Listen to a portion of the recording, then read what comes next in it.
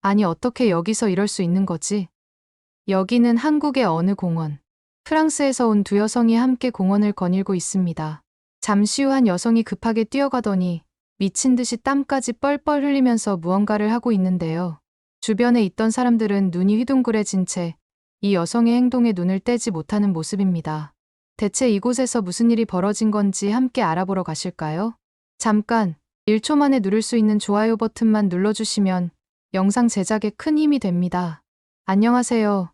저는 파리에서 부키니스트로 일하고 있는 밀라라고 합니다.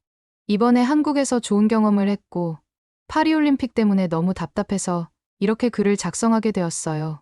먼저 부키니스트에 대해서 잘 모르시는 분들이 많을 텐데 부키니스트는 프랑스 파리 생강변에서 박스 위에 헌책을 파는 노점상을 말해요. 아무래도 파리의 상징과도 같은 존재라고 할 수 있죠. 저희 부키니스트들은 생강변을 따라 약 4km에 걸쳐 200개가 넘는 노점을 운영하고 있어요. 판매하는 책과 각종 인쇄물을 모두 합치면 무려 30만 권이 넘는답니다. 그래서 저희는 세계에서 가장 긴 서점이라는 별명도 갖고 있습니다. 전 이 별명에 대해 정말 자랑스럽다고 생각해요. 저 같은 경우에는 부키니스트를 대를 이어서 하고 있습니다. 저희 가족은 오랫동안 같은 자리에서 부키니스트를 해왔거든요. 부키니스트가 프랑스 국가 무형문화유산으로 지정되어 있고 무려 450년이나 되는 기념사를 자랑한다는 점에서 저는 정말 큰 자부심을 느끼고 있습니다. 그러다가 더 크게 자부심을 느낄 만한 일이 생겨났어요. 바로 몇 년 전에 파리가 100년 만에 올림픽 개최지로 선정되었다는 거예요. 제가 봤을 때에도 파리는 정말 아름다운데 이런 아름다운 도시를 전 세계에 알릴 수 있는 좋은 기회잖아요. 게다가 평소에도 스포츠에 관심이 많아서 올림픽이 열리면 꼭 챙겨보곤 했어요. 항상 습관처럼 내가 살아있을 때 파리에서 올림픽이 열렸으면 좋겠다고 말하곤 했는데 그 꿈이 실제로 이루어지는 것 같아 정말 행복했답니다. 하지만 그때부터 상상하지도 못한 불행이 시작되었습니다. 파리시에서 예상하지 못한 지침이 내려온 거예요. 생강에서 파리올림픽 개막식을 열 계획이니 생강 주변의 노점상들은 올림픽 기간 동안 철거하고 다른 곳에서 영업하라는 내용의 지침이었어요. 처음 들었을 땐 저는 귀를 의심했습니다. 저희가 이렇게 오랫동안 지켜온 이 자리를 그것도 올림픽 때문에 떠나라니요?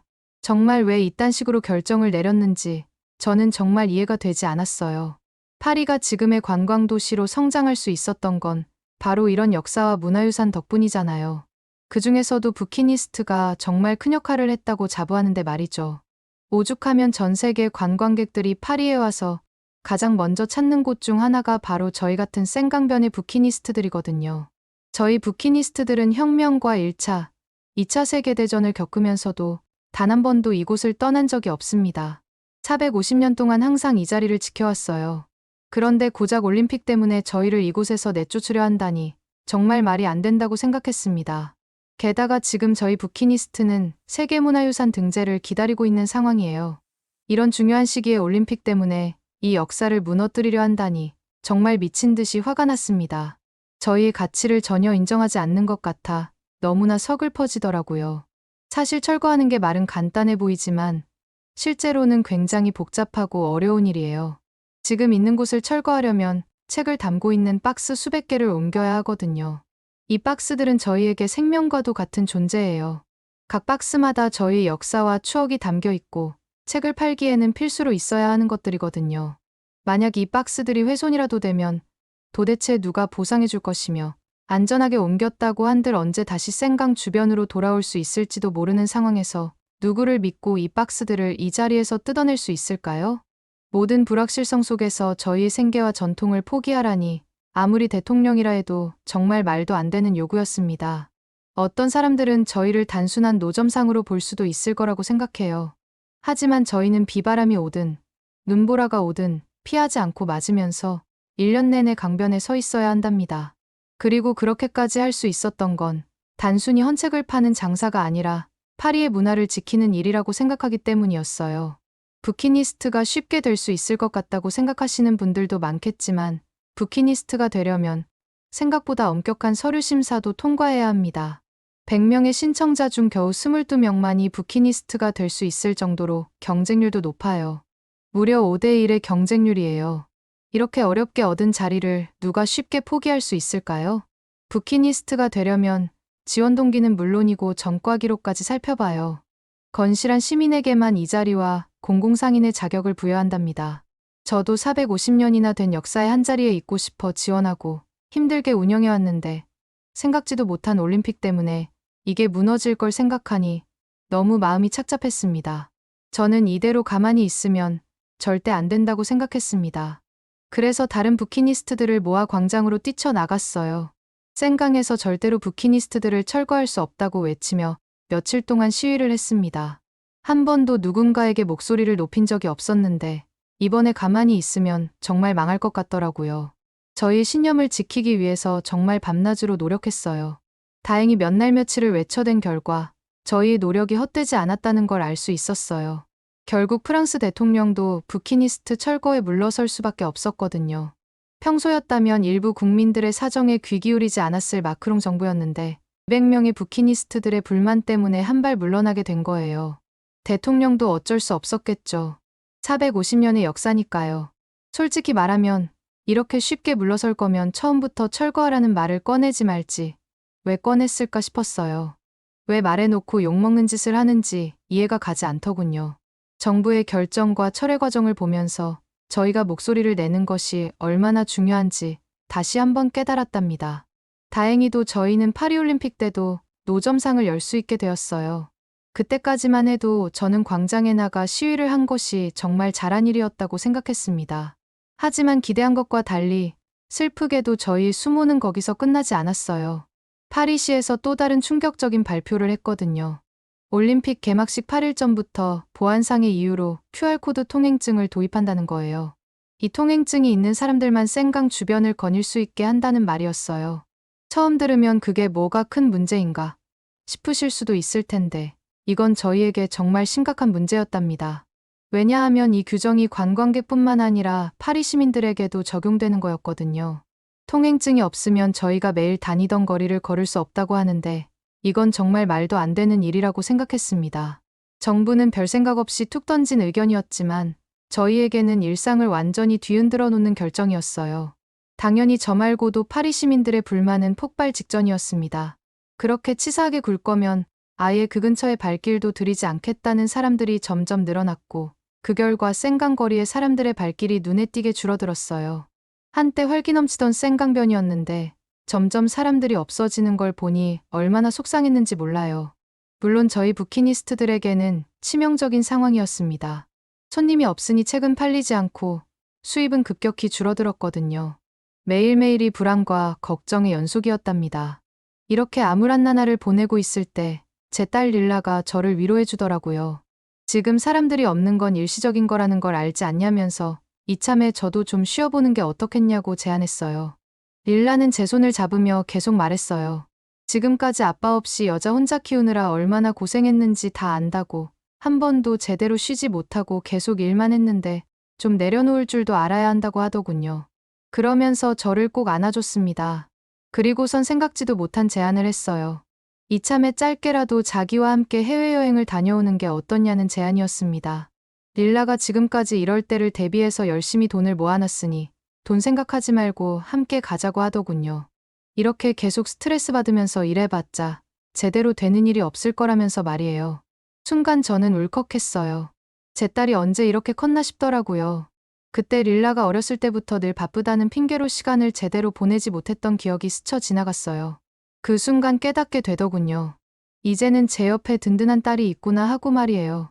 저도 모르게 피식하고 웃음이 나왔어요. 그래서 릴라에게 해외여행을 간다면 어디로 가고 싶은지 물어봤답니다. 릴라는 1초의 망설임도 없이 당연히 한국이라고 대답하더라고요. 사실 릴라가 어렸을 때부터 한국에 대한 관심이 아주 많았어요. 한국 영화를 즐겨보는 건 기본이고 최근에는 케이팝에 완전히 빠져 있더라고요. 심지어 케이팝 댄스 동호회에 가입해서 매일 춤을 추는 것 같았어요. 그뿐만이 아니었어요. 집에서도 항상 한국 음악이 흘러나왔고 한국 음식을 만들어 먹으려고 노력하는 모습을 보면 때로는 저희가 파리가 아닌 한국에 살고 있는 게 아닌가 하는 착각이 들 정도였다니까요. 얼마 전에는 유명한 케이팝 댄스 공연을 한다고 저를 초대했었는데 노점상을 닫을 수 없어서 가지 못했어요. 그때 정말 마음이 찢어지는 듯이 아팠습니다. 딸도 저를 이해한다고 말은 하지만 실망한 표정을 감출 수가 없었거든요. 릴라가 어렸을 때부터 뭔가를 한다고 하면 매번 노점상 때문에 참석하지 못했어요. 학예회, 졸업식 같은 딸의 인생에서 중요한 순간들을 놓칠 때마다 항상 후회를 했었는데 이번 기회도 놓치면 평생 후회를 할 것 같다는 생각이 들더라고요. 그래서 이번에는 딸의 말대로 잠시 쉬어가는 것도 좋겠다고 생각했습니다. 그동안 미뤄왔던 엄마로서의 역할을 조금이나마 해낼 수 있는 기회라고 생각했어요. 한 번도 닫지 않았던 노점상의 문을 닫고 딸과 소중한 추억을 쌓기로 결심했답니다. 비록 짧은 기간이겠지만 이 여행을 통해 그동안 놓쳤던 시간들을 조금이나마 만회했으면 좋겠다는 생각이 들더라고요. 저는 어느 나라를 가든 상관없었기에 딸이 좋아하는 한국으로 함께 가자고 대답했어요. 제 답변을 듣자마자 릴라는 바로 환호성을 지르더군요. 그러면서 자기가 유튜브를 통해서 한국어와 한국에 대해서 공부를 많이 했으니 그저 자기를 따라다니기만 하면 된다며 방으로 뛰어들어가 바로 여행 계획을 짜기 시작했습니다. 그렇게 한국으로 가기 전에 조금이라도 돈을 더 벌어야겠다 싶어서 매일 책을 팔러 나갔는데 최근 파리의 분위기는 많이 달라졌다는 게 느껴지더군요. 올림픽 준비 과정에서 생긴 여러 문제들 때문에 시민들의 불만이 커졌고 그 결과 파리 시민들의 방문도 많이 줄었으니까요. 그렇다 보니 저희 부키니스트들 입장에서는 많이 힘들었습니다. 오죽하면 하루에 책을 한 권도 팔지 못하는 날도 있었어요. 그럴 때마다 정말 이 고비를 극복할 수 있는 건지 막막하면서도 걱정을 많이 했습니다. 그나마 다행이라고 해야 될지 모르겠지만 이제 곧 딸과 함께 처음으로 가는 여행 덕분에 그래도 어떻게든 버틸 수 있겠더라고요. 그렇게 우여곡절 끝에 제 딸 릴라와 함께 한국에 도착했습니다. 처음으로 가는 해외여행이다 보니 기대도 되고 걱정도 되더군요. 50년 넘게 프랑스에서만 살아온 저에게 한국에 있는 것들은 모두 새롭고 신기했습니다. 한국에 도착하자마자 릴라는 저에게 맛있는 걸 사주겠다면서 어디론가 데려갔어요. 한국의 소고기인 한우를 파는 고깃집이라고 하길래 당연히 저는 스테이크 같은 게 나오겠지 생각했습니다. 프랑스에서 자주 먹던 고기 요리 말이에요. 릴라는 한우 모듬을 시켰고 조금 기다리자 갑자기 직원분께서 뜨거운 숯이 담긴 바구니를 가져오는 걸 보고 깜짝 놀랐답니다. 양이 엄청나게 많았거든요. 그래서 눈을 동그랗게 뜨고 도대체 한국에서는 고기를 어떻게 먹길래 이렇게 많은 숯이 필요한 거냐고 릴라에게 물어봤어요. 그러자 릴라도 두 어깨를 으쓱하곤 잘 모르겠다고 하더군요. 하지만 여기가 진짜 맛있어서 한국 사람들도 자주 오는 곳이라며 한 번만 자기를 믿고 기다려보자고 했습니다. 릴라의 말에 조금은 안심이 됐지만 여전히 처음 먹어보는 음식인지라 긴장된 마음으로 기다렸답니다. 한 10분 정도 기다리니 보기 좋은 생고기들이 나왔어요. 색깔도 선명하고 마블링도 굉장히 좋아 보이더라고요. 직원분이 하나씩 구워서 접시에 올려주시는데 먹기가 아주 편하겠다는 생각이 들었어요.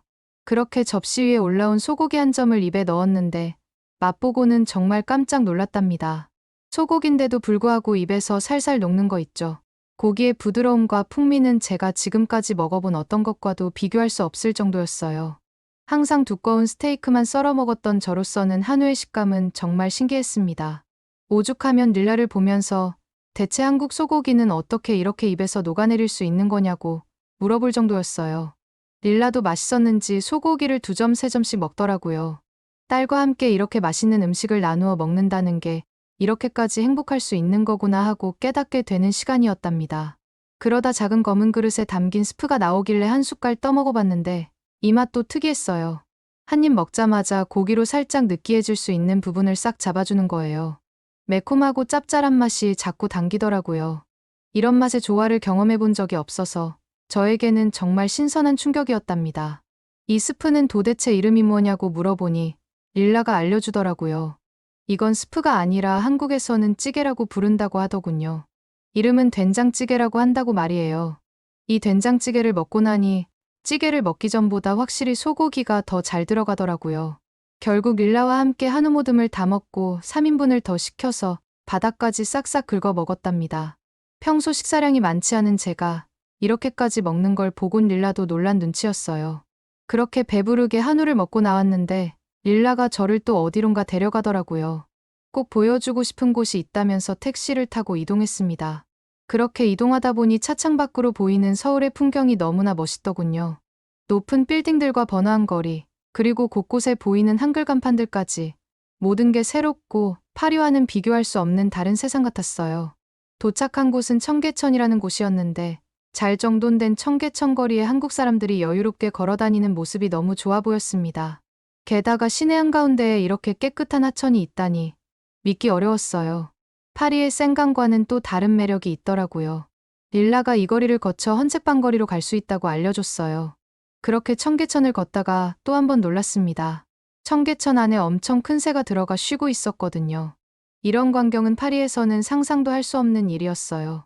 릴라에게 여긴 도대체 물이 얼마나 맑으면 저런 새들이 쉬고 있는 거냐고 물어보니 릴라도 씁쓸하게 웃으면서 말하더라고요. 이 청계천을 프랑스로 가져갔으면 저런 새들은커녕 물고기도 못 살았을 거라고 말이에요. 그 말을 듣고 프랑스는 왜 한국처럼 될 수 없는지 참 씁쓸하더군요. 릴라와 도란도란 대화를 하며 걷다 보니 생각한 것보다 금방 헌책방 거리에 도착하더라고요. 릴라가 말하길 파리에 있는 부키니스트보다는 못하지만 한국에서도 저처럼 헌책을 파는 거리가 있다고 하더군요. 그 말을 듣는 순간 이상하게 가슴이 두근거리는 거 있죠?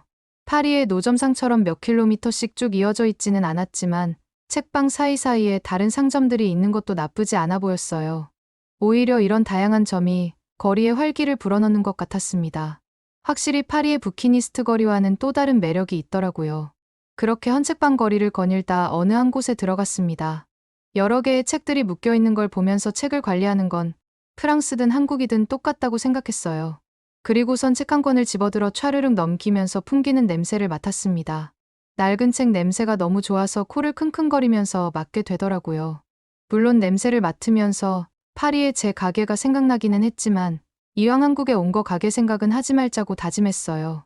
직업병인지 한국에 와서도 헌책들을 보니까 괜히 마음이 편해지더라고요. 그때 릴라가 기념이라면서 가장 오래된 것 같아 보이는 책을 한 권 사서 저에게 안겨줬어요. 릴라는 한국어로 되어 있어서 제가 직접적으로 읽지는 못하겠지만 한 권 정도 기념품이 있으면 좋지 않겠냐며 부끄러운 듯이 웃어 보이더라고요. 그렇게 상점들을 하나씩 보면서 거닐다가 릴라가 갑자기 제 손을 잡더니 한국에서는 요즘에 중고책을 신기하게 파는 곳도 있다면서 저를 어디론가 끌고 가더군요. 릴라가 저를 데리고 간 곳은 서점 같아 보였어요. 그런데 이상하게도 엄청 깨끗하게 관리가 되어 있는 상점이라 중고책을 판다고는 도저히 생각이 들지 않았습니다. 릴라가 설명해 주더라고요. 자기도 유튜브에서 알게 된 건데 요즘 한국 사람들은 헌책방거리보다는 이런 중고 서점을 더 많이 이용하고 있다면서요. 그러면서 릴라는 제가 한국어를 모르니까 프랑스어가 적힌 책들이 정리되어 있는 곳으로 데려갔어요. 그곳에 있는 책들을 보면서 저는 여기가 진짜 중고 서점이 맞나 싶었어요. 중고책이라고 하기엔 책들이 비닐로 포장되어 있는 경우도 있었고 새 책이라고 해도 믿을 정도로 책이 찢어지거나 낙서된 곳 없이 깔끔했거든요. 릴라는 신기해하는 저를 보면서 책의 뒷면을 보여줬는데 여기 있는 책들은 서점처럼 이런 식으로 뒤에 있는 바코드로 다 관리되고 있는 것 같다는 거 있죠? 중고책들도 이렇게 일반 서점처럼 관리할 수 있다는 사실이 믿기지 않았어요. 확실히 프랑스보다는 한국이 더 체계적으로 중고책들을 관리하는 것 같더라고요. 그렇게 서점을 이리저리 돌아다니다가 저는 또 뭔가를 발견했어요. 그건 바로 원하는 책이 있으면 책의 위치를 쉽게 찾을 수 있게 책의 위치가 검색되는 컴퓨터 같았습니다. 그걸 보면서 저도 이런 서점에서 일을 하고 싶다는 생각까지 했다니까요. 파리에서는 책 한 권을 찾기 위해 겉으로 둘러싸여 있는 책들을 하나씩 다 꺼내놓아야 원하는 책을 찾을 수 있거든요. 이걸 보는데 과연 같은 시대에 살고 있는 나라가 맞나 싶더라고요. 이것저것 신기해하는 저를 보면서 릴라는 웃더니 자기가 한국을 좋아하는 이유 중 하나를 얘기해 주더군요. 바로 한국은 이렇게 모든 게 다 최신식이고 너무 효율적이라는 게 그 이유였어요. 저도 한국에 오래 있지는 않았지만 릴라 말에 공감이 되더라고요.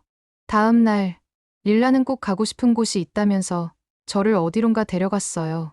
도착해보니 그곳은 바로 한강이라는 곳이었습니다. 갑자기 여기를 왜 데려온 건가 싶어서 궁금한 마음에 릴라에게 여기는 왜 데려온 거냐고 물어봤어요. 릴라 말로는 여기는 한강인데 파리로 치면 센강이랑 똑같다고 생각하면 된다고 하더군요. 사실 제가 한국에 오기 전까지 한국에 대해 아는 게 하나도 없었지만 한강은 알고 있었어요. 왜냐하면 프랑스에 있을 때 기사에서 한국의 한강과 파리의 센강을 비교한 걸 본 적이 있었거든요. 그 기사는 바로 4년 동안 이조를 들여 복구한 센강에서는 대장균이 100ml에 3,000개가 발견되었는데 똑같이 올림픽 때 수질 복구한 한강은 지금 100ml에 30개밖에 발견되지 않아 100배 정도 차이가 난다는 내용이었어요. 그러면서 파리올림픽 지금 제대로 준비하는 게 맞냐는 내용도 있더라고요. 그 기사를 보면서 저는 그때 많이 화가 났었습니다. 저희를 쫓아낼 정도로 열정적으로 파리올림픽을 준비한답시고 난리를 치더니 그렇게 복구한다던 생강은 돈을 그렇게 쏟아부어도 한강의 반도 못 따라잡았다는 게 어이가 없었거든요.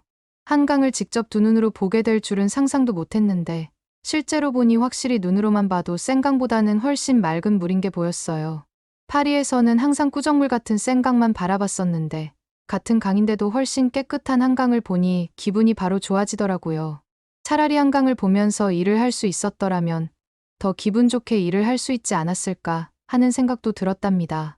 기분 좋게 한강을 바라보면서 릴라와 걷고 있었는데 멀리서 뭔가 익숙한 음악이 들려오고 있었어요.